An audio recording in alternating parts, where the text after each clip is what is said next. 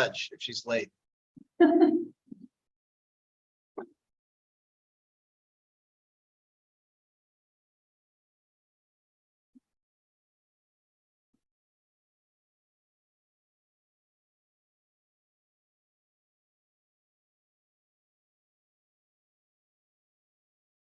right, then I call this meeting of the Projects and Services Committee open at 4 o'clock. Let's start with the Pledge of Allegiance. I pledge allegiance to the flag of the United States of America and to the republic for which it stands, one nation, under God, indivisible, with liberty and justice for all. We have a roll call. Yes, Vice Chair Brown, she's not here. Director Hubbard, Present. Director Josie, present. Chair Ryan, Here. we have a quorum. All right, and then we're going to open up the meeting to public comment. If there are any members of the public who would like to comment. I do not see anybody in the public to comment, and we do have one hand raised here, so bear with me for just a minute. And I didn't receive anything via email, just so everybody knows that. Kelly, are you there? Can you hear us, Kelly? You had your hand raised. Did you want to speak under public comment? Yes, I do. Thank you very much. Now, last week, some of you may know that there was a hydrogen lunch sponsored by Switzerland's largest tram railway manufacturer, Stadler, and also sponsored by Linde, which is one of the world's largest industrial gas manufacturers, making things such as hydrogen gas. And these vendors and contractors and manufacturers and chemical industry giants, they talked about the wonders of that Valley Link Railroad plan. I'd like to point out some of the misconceptions on the part of the political class about that railroad, that hydrogen proposal. First of all, when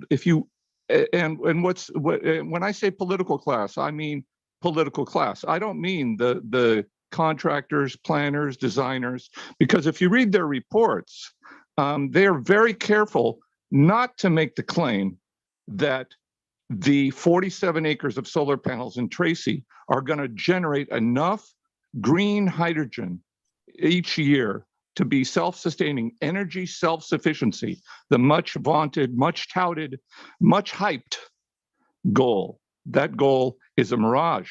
It's a lie, because 47 acres of solar panels ain't going to give you enough energy. And if you read the reports that Valley Link has put out, they even admit that much. It's very clear. Secondly, in this report, or what the political class likes to say, they always like to say, you know, we're going to take 80,000 or 100,000 cars a year off the road, off that 580 Altamont Pass. Well, that ain't going to happen. You know why? Because there only are 80,000 or 100,000 cars each day, of commuters. That's the total commute volume per day. So in order to take 100,000 cars a day off the road, you'd have to have 100% market penetration. You would have to have 100% acceptance by the commuters of San Joaquin Valley to get on the train. And that's not going to happen. It's like asking for a baseball player to bat 1,000 at the end of the year. It's not going to happen. They might bat 1,000 for a day or two, but they're not going to bat 1,000 over the course of a year. Thank you. Thank you. Any other comments? I don't see any other hands raised, and I didn't receive anything via email. All right, then I will close the public comment section, and we'll move on to the minutes, approval of the minutes from the March 27th meeting. Move approval, Halbert. Second, Brown. Moved by Halbert, seconded by Brown. Oh, and I forgot to say for the record that Vice Chair Brown arrived during public comment. So we have a motion on the table. All in favor? Aye. Or we have to do roll call. Yeah, we do. It's not here. Unfortunately, we do. Vice Chair Brown, Yes. Director Halbert, Yes. Director Josie. Yes. And Chair Branning. Yes. Motion passes.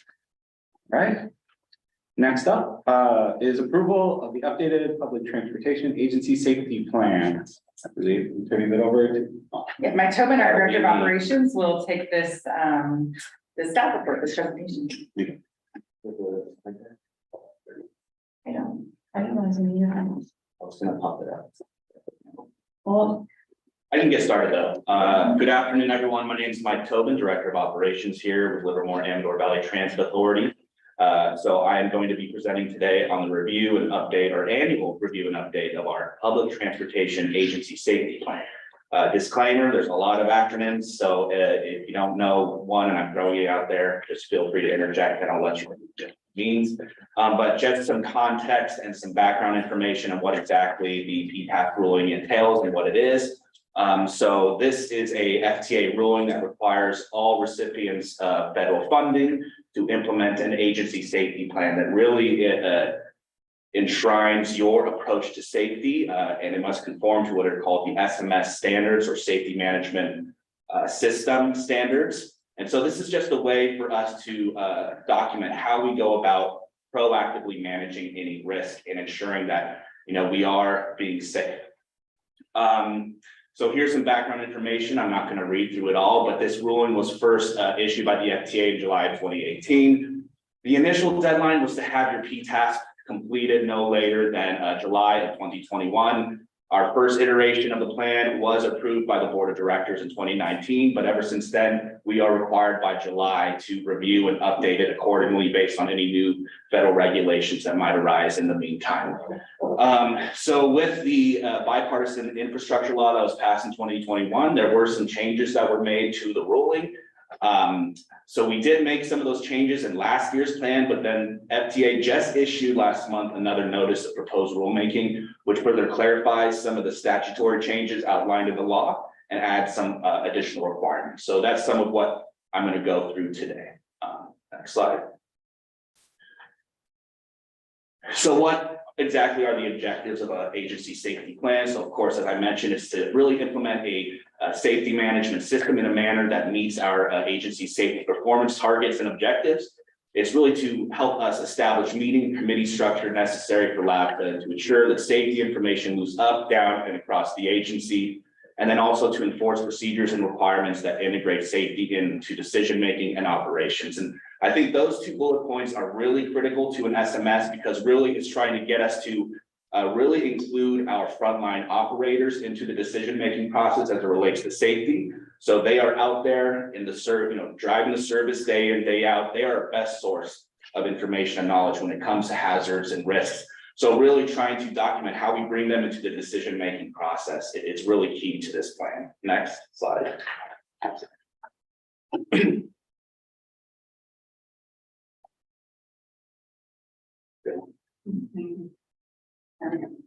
Okay, might have to click it again. And so just real quick, briefly, there are four kind of pillars or key components of a safety management system. So you have your safety management policy, and this is all included in the PTASK, but your safety management policy really just outlines roles, responsibilities of key staff within the agency. So Christy, as executive director, is our accountable executive and has to sign off on the plan. I am the chief safety officer as director of operations, and it details the different responsibilities.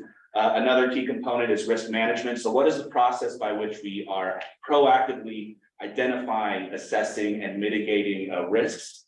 Of course, safety assurance. So kind of this process of continuous improvement. How are we then going back and validating that our mitigation plans are actually effective or not? And then last but not least, of course, safety promotion. How are we internally kind of cultivating and creating a culture of safety, and whether it's through training, targeted kind of communication with our frontline operators, that sort of thing. So that's all included within the agency safety plan. Next slide. All right, so that's what the PTASK is. What are the changes we made to this year's plan? So again, as a result of the bipartisan infrastructure law and the FTA's notice of proposed rulemaking, they really are wanting agencies to implement safety committees that consist of an equal number of frontline employees and management representatives. So, and then of course, cooperation with frontline transit worker representatives. So we do have a standing safety committee that is comprised of half of bus operators and management staff here, both MV and LAVTA. We meet on a monthly basis. We have a formal agenda, minutes, and we document any resolutions, actions, decisions that are made. So that is all taking place. But again, this is something that we're just formally adding language to the P-task to kind of document, you know, the process for meeting. Another added element that we added to this iteration of the plan is de-escalation training, and specifically putting in place risk reduction programs targeting operator assault. So right now, the industry is seeing quite an uptick in operator assaults. It's unfortunate, but it's a reality. So we here at LAVTA are actually going to start implementing that kind of training into our regular curriculum. Our insurance provider, CalTIP, is actually coming on site next month to provide de-escalation training to our operators, with the hope that this will then give them the tools necessary to deal with stressful, high-stress situations and hopefully improve and enhance overall safety and security. Another requirement is for us to document strategies to minimize exposure to unsafe conditions, infectious diseases that are consistent with local health authority, CDC, or even state. This was actually added in last year's plan, so I won't go into great detail, but it is something that, of course, we are doing especially since COVID-19. And then we have some of these more administrative changes that we did. So, of course, changes in the accountable executive and chief safety officers. That's Christy and myself, respectively. And then also every year we're required to update our safety performance targets based on a 5-year rolling average. So those are in the staff report. That includes fatalities, injuries, safety events, and system reliability. So that was updated as well. Next slide. So I did want to take this opportunity real quick to highlight, we have a new software that we're kind of piloting right now called Track It Transit. A cool functionality for this is an online portal for our employee safety reporting program. So basically, we printed out these posters and are posting them throughout the facility, but it allows operators to use a QR code. They scan it. It'll open up this online portal where they can then conveniently submit information regarding hazards that they encounter out on the road. And then it all gets submitted and put into a database where I, as the chief safety officer, can then go through, assess each one individually with the safety committee. And then we can assign an associated level of risk and then a risk mitigation plan to each hazard. So again, just a nice, convenient tool for our frontline operators to be able to communicate with us what they're seeing out on the road. Next slide. So the P-task is currently on the website. We did not print it out. So it's only about 400 or so pages. So if you have some time and some reading, this is the perfect opportunity. But it's there posted on the website. Sorry. And so our recommendation today is that we request the Projects and Services Committee forward the updated Public Transportation Agency Safety Plan to the board for approval. And I'll be happy to answer any questions that you have. Thank you. Thank you very much. I'll turn it to the commission. If we have any questions or comments? I did have one question, and that is in regards to the uptick in the industry in assaults on drivers. Besides de-escalation training, are we doing anything additional to protect our drivers? Want me to take that? Yeah, definitely. So de-escalation training is really the first step, I think, because that's something we can do very easy. It's low-hanging fruit. We get free training for our insurance provider. So it was just a no-brainer to start with this, have them come on site and empower our operators and give them the tools they need to deal with these situations. We also do have, like the rest of most of the industry now, especially post-COVID, we have operator barriers installed as well, which add enhanced protection for them just in case events arise. Other than that, we are mulling around some ideas. We're working on them internally. We could come back to the board at a later date or even to this committee and kind of throw some of those options out there for your consideration. And if I could just add, I think developing a feedback loop with the operators is really key in building that trust with them so that they know when they report something that it is looked at, and, you know, take swift action as we need to and follow up. So we are working very diligently to improve our communications with our contractor. And also, we don't need to be shy about enforcing our rider code of conduct and banning passengers who really, you know, who have the inappropriate behavior on the buses. So we're trying to approach this from a 360-degree lens. As soon as an incident is reported, we will pull footage, send it out, make sure that passenger is, we'll send it to the local PD, make sure they're not riding our circuit on. But it is an industry-wide issue. It was brought up several times in the conference I was just at this weekend.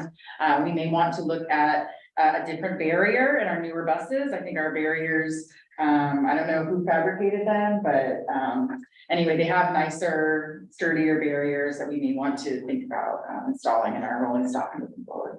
Thank you. I have a couple, I don't know if they want to go first, but, okay. I wonder if those barriers were really from COVID to keep air barrier, not so Yeah, much they were. physical barrier.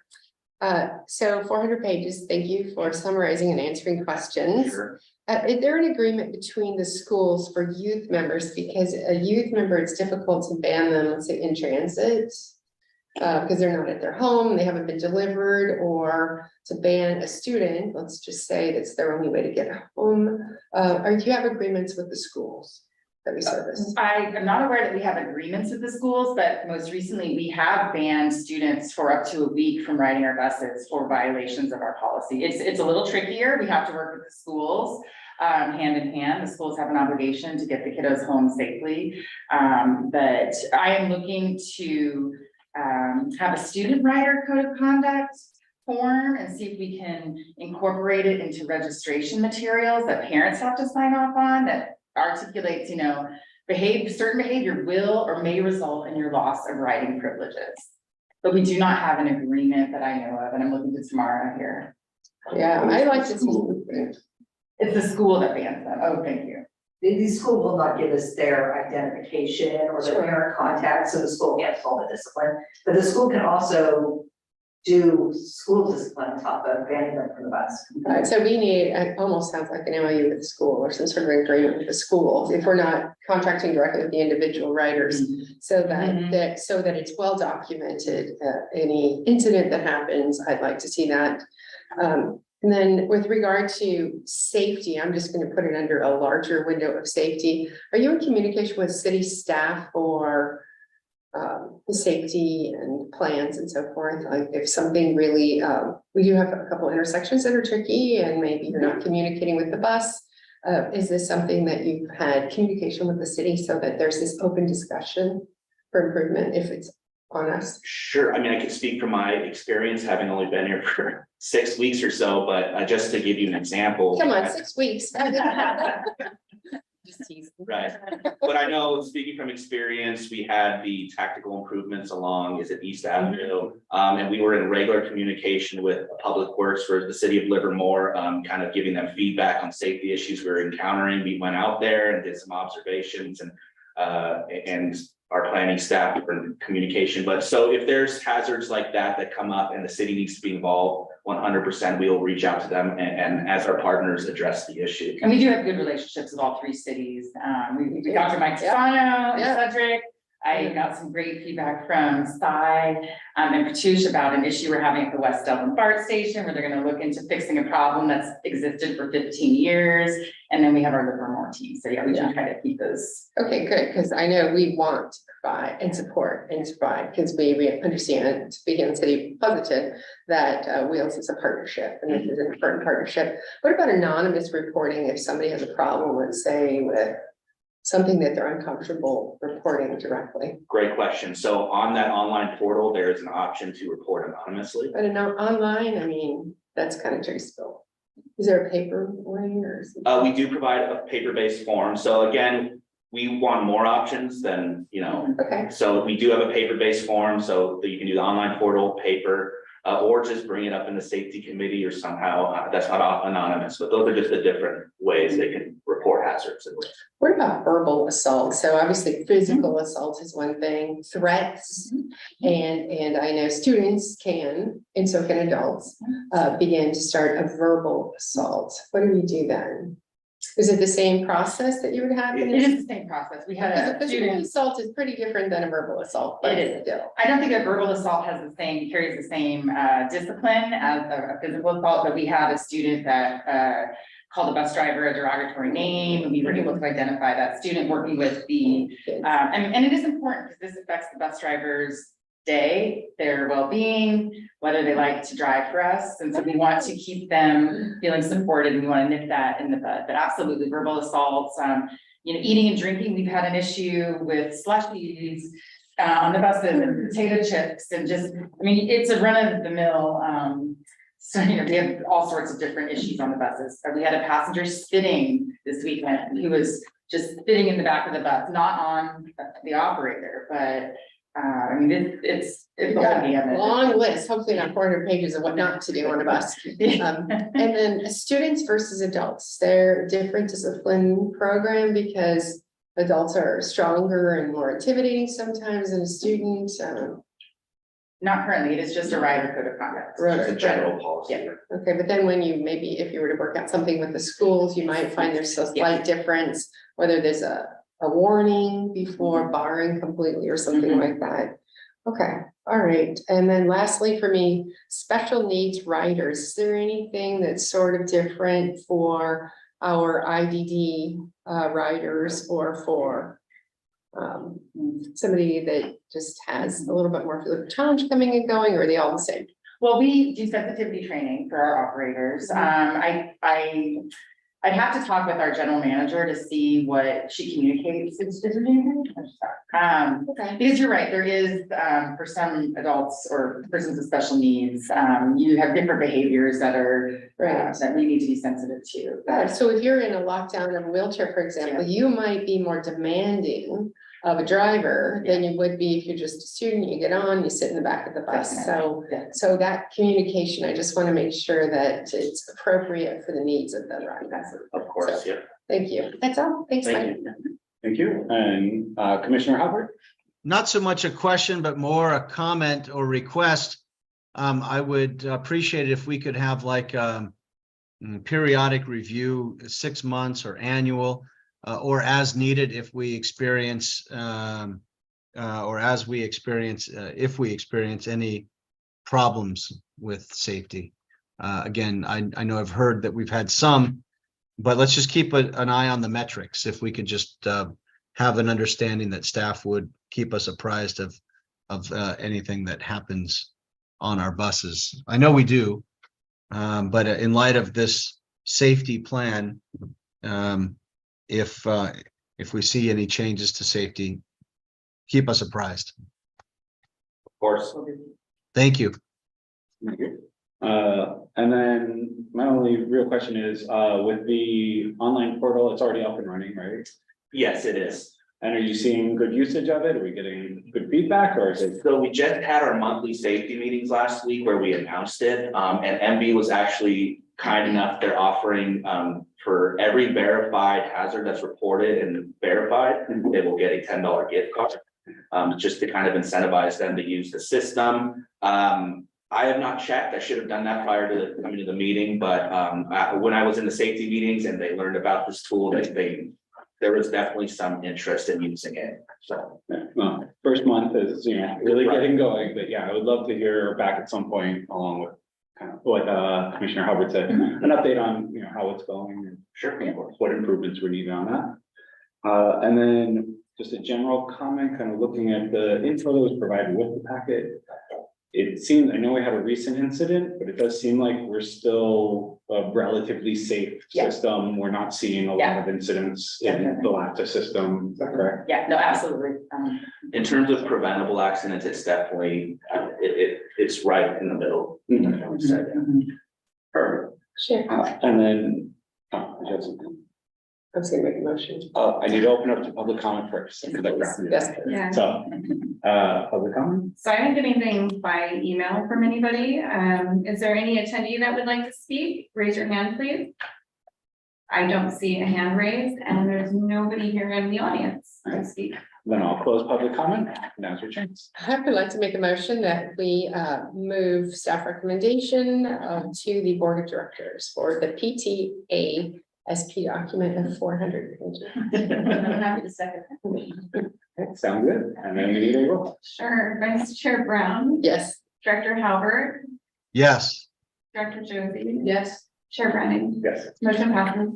All right, sounds great. Next on our agenda is a preview of the upcoming project and services committee agenda items.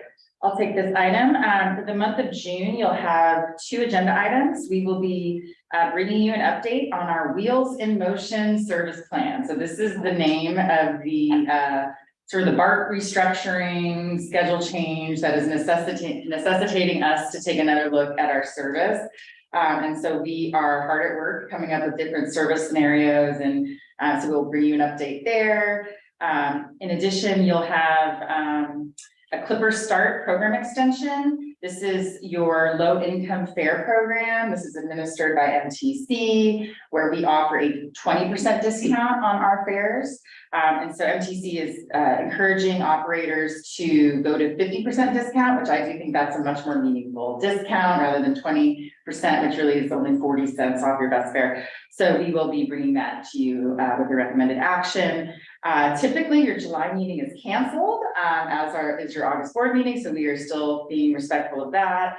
And in August, you will hear an update on your fixed route customer satisfaction survey. Surveyors are out in the field right now, talking to students and riders and collecting information. And this will be also very helpful in our service planning effort.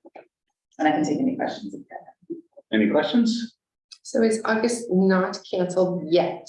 August committees will be held. Those are at the end of the month. But the board meeting, my understanding is that is the typical, we typically cancel the July committee and the August board. So we would be bringing that to you for action probably at your July Thank you. board meeting. Any other questions? All right, and I believe there's no action from our part on this. Yes, not at all. Sounds good. Next up is matters initiated by committee members. Do we have any matters initiated? No, okay, I have none either. Any from staff? Okay. I don't know. Other bodies. Yeah, welcome. Welcome. We've been looking forward to your joining, and Chrissy's been talking you up. Yeah, it's great. Sounds good. Then our next meeting is scheduled for June 26th, and we adjourn at 4:28. Are all the clocks the same, right? great job.